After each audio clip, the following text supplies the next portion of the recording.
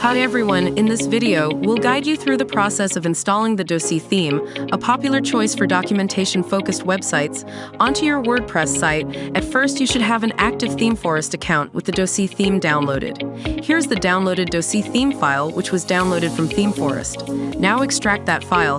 Here's the main zip file of docy theme. Then open your website's admin panel. In the left menu, hover over Appearance and click Themes. Click Add New at the top of the page. Click Upload Theme near the top. Select Choose File and navigate to the downloaded docy theme zip file. Click Install Now and wait for the installation to complete. Click Activate to apply the docy theme to your website. Remember, if you encounter an incompatible plugin message, proceed with caution. Deactivate plugins that might conflict with docy, but only if you're confident about their functionality. Consult the docy documentation for a list of known incompatible plugins.